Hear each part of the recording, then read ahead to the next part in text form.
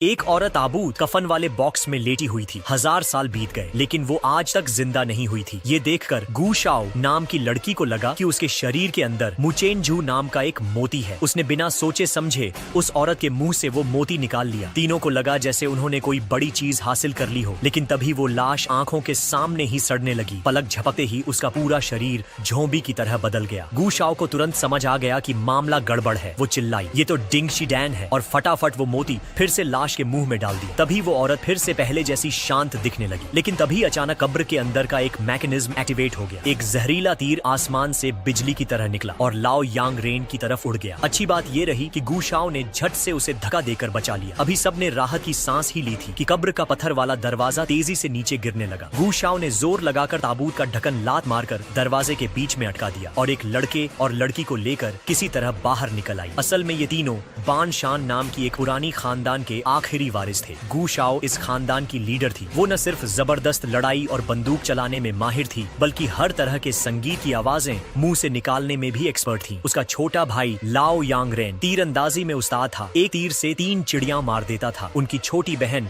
हुआ लिंग बहुत तेज दिमाग वाली और जड़ी बूटियों की माहिर थी। अपने लोगों पर लगे एक पुराने श्राप को तोड़ने के लिए वो तीनों मुचेनझू की तलाश में बहुत सी कब्रों में जा चुके थे। उन्हें पता चला कि पिंग शान नाम की जगह कभी रॉयल एल्केमी राजसी दवा बनाने की जगह हुआ करती थी। तो तीनों की उम्मीदें फिर से जग गईं। उधर शियांगशी इलाके में जंग और भूखमरी फैली हुई थी। लोगों के पास खाने को कुछ नहीं था। शेलिंग ग्रुप का लीडर चेन युलो बड़ा नेक इंसान था। उसने तुरंत अपने अनाज के गोदाम सबके लिए खोल दिए ताकि लोग भूखे न मरे। लेकिन बाहर से आए शरणार्थियों की भीड़ बढ़ती गई और जल्द ही सारा अनाज खत्म होने लगा। इसी परेशानी में लो लाओवाई नाम का शियांगशी का कमांडर उससे मिलने आया। अपनी मीठी बातों में उसने चेन युलो को मना लिया कि दोनों मिलकर पिंग शान जाकर वहां का खजाना ढूंढे। सुरक्षा के लिए चेन युलो ने तय किया कि वो कुछ भरोसेमंद लोगों को पहले भेजेगा। उनमें एक था चालाक हुआ मा गुआन, शे लिंग ग्रुप का मास्टर प्लानर। दूसरा था ताकतवर कुनलुन जो बोल नहीं सकता था, लेकिन चेन युलो ने कभी उसकी जान बचाई थी, इसलिए वो जान तक देने को तैयार रहता था। तीसरी थी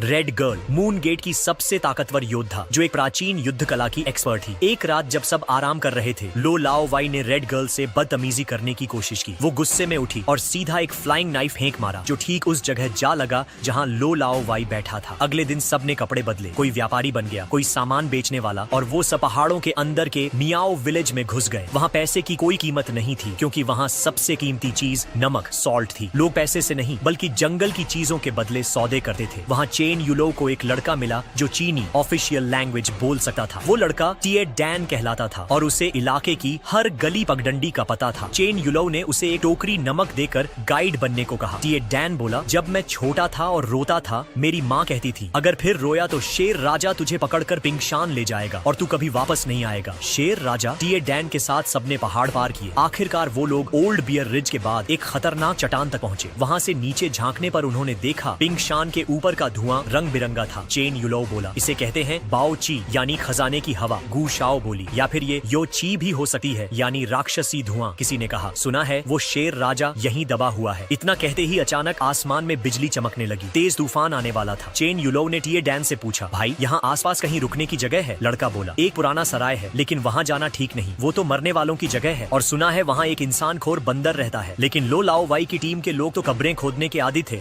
ऐसी जगहों से डर नहीं लगता था। जब वो उस जगह पहुँचे तो रात हो चुकी थी। चेन युलो ने कहा, पिंग शान मिल गया है, कुनलुन जा और बाकी सबको बुला ला। फिर वो सब पुराने सराय में दाखिल हुए। अंदर 10-15 काले ताबूत रखे थे। ठंडी हवा और डरावना माहौल पूरे कमरे में फैला था। सारे बहादुर लोगों के भी दिल जोर से धड़कने लगे। तभी अचानक उन्हें किर्र किर्र की आवाज आई, जैसे कोई लंबे नाखूनों से ताबूत को खरोंच रहा हो। सबके रोंगटे खड़े हो गए। लेकिन चेन युलो को भूत प्रेतों पर यकीन नहीं था। उसने अपनी पारिवारिक तलवार शाओ शेन फेंक निकाली और डरते डरते ताबूत का ढक्कन खोला। और फिर जो नजारा उसने देखा वो इतना डरावना था कि सबके होश उड़ गए। चेन वो जैसे ही ताबूत का ढक्कन खोलकर अंदर झांकता है, अचानक उसमें से एक फूलदार बिल्ली कूदकर बाहर निकल आती है। लाओवाई नाम के उसके साथी ने डर के मारे तुरंत गोली चला दी, लेकिन गोली बिल्ली को लगी ही नहीं, बल्कि आवाज से वो और भी डर गई और भाग गई। चेन युलो ने हंसते हुए कहा, देखो तुम सबको एक बिल्ली ने डरा दिया। हालांकि अंदर से उसका खुद का भी दिल जोर जोर से धड़क रहा था। लाओवाई को भी भूतों पर भरोसा नहीं था। वो थोड़ा आराम करने के लिए पीछे के कमरे में गया, लेकिन जैसे ही दरवाजा खोला एक डरावनी औरत की लाश अचानक उस पर गिर पड़ी। ये मंजर देखकर उसका रंग उड़ गया और वो चिल्ला उठा, भूत है, भूत है। उसकी चीख सुनकर बाकी तीनों साथी दौड़कर वहां पहुंचे और जल्दी से उसे उठाया। चेन यूलो ने कहा, डर मत, ये तो बस एक लाश है। वो ताबूत के पास रखे पुराने कागज देखकर समझ गया कि ये औरत पहले यहाँ मुर्दों की रखवाली करती थी। वो किसी दूसरे शहर की थी और 3 महीने पहले ही मरी थी। स्थानीय रिवाज के मुताबिक उसे पहले दरवाजे पर लकड़ी के तख्त पर खड़ा किया जाता है, तभी दफनाया जा सकता है। उसी समय उनका साथी टेडन डरते हुए बोला, ये वही औरत है जिसका नाम था हाउजिन। कहते हैं ये लोगों की आत्मा निकालकर उनके अंदरूनी अंग खा जाती थी। लेकिन लाओवा इन बातों को अंधविश्वास मानता था। वो जिद में आकर उस लाश के ऊपर से सफेद कपड़ा हटाने लगा। जैसे ही कपड़ा हटा, सबके रोंगटे खड़े हो गए। वो औरत नुकीले कान और बड़े बड़े दांतों वाली थी, बिल्कुल हाउजिन जैसी दिख रही थी। टेडन डर के मारे जमीन पर घुटनों के बल बैठ गया। तभी बिजली कड़कने की तेज आवाज आई और वहीं बिल्ली फिर से वहां आ गई।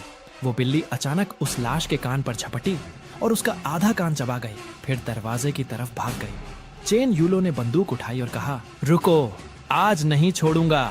वो उसके पीछे भागा, लेकिन बिल्ली बार बार बच निकलती रही और आखिरकार जंगल में गायब हो गई। वो बिल्ली का पीछा करते करते एक सुनसान पहाड़ी इलाके में पहुंच गया। उसकी रात में देखने की क्षमता बहुत तेज थी, इसलिए उसने झाड़ियों में हल्की आवाज सुनी। वो उधर गया तो देखा कि वही बिल्ली कांप रही थी, जैसे किसी कब्र के ऊपर कुछ डरावना मौजूद हो। अचानक एक सफेद सी भूत जैसी आकृति कब्र से नीचे उतरी। कहते हैं वो चीज इंसान के मन को वश में कर लेती है और जानवरों के अंदरूनी अंग खाती है।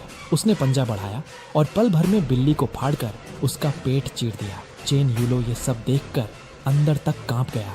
तभी वो भूत जैसी आकृति उसकी तरफ देखने लगी। वो जल्दी से झुक गया ताकि उसे न दिखे, लेकिन वो बस उसे घूरती रही और फिर मुड़कर चली गई। जब वो चली गई तो चेन यूलो धीरे से बिल्ली के पास गया और लाश के पास पड़ी हुई वही औरत का कान उठाने लगा। जैसे ही उसने कान उठाया, ऊपर से एक अजीब सी आवाज आई।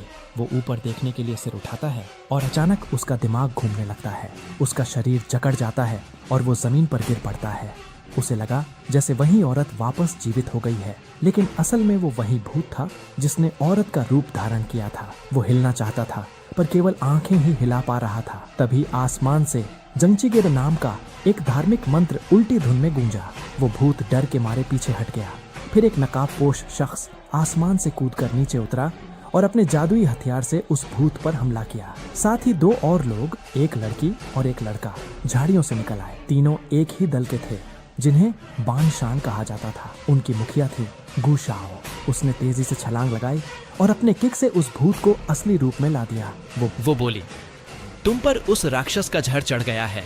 थोड़ी देर में तुम्हारे हाथ पांव फिर से काम करने लगेंगे। ये तलवार अपने पास रखो, काम आएगी। वो तीनों फिर बिना देर किए वहां से चले गए। अगली सुबह बाकी साथी बहुत बेचैन होकर पूरी रात इंतजार करते रहे। वो लोग पहाड़ में उसे ढूंढने ही वाले थे कि तभी चेन यूलो लौट आया, एक थैला हाथ में लिए, जैसे उसने कोई बड़ी जीत हासिल की हो। वो सबको झूठी कहानी सुनाने लगा कि रास्ते में उसे भूत ने रोक लिया था। उसने उससे 300 बार लड़ाई की और आखिरकार उसे हरा दिया। सब हैरान रह गए। वाह, क्या बात है। उसी वक्त उनका दूसरा साथी यांग और उसकी टीम भी वहां पहुंच गई। सैकड़ों लोग अब आगे की तरफ बढ़े, पर रास्ते में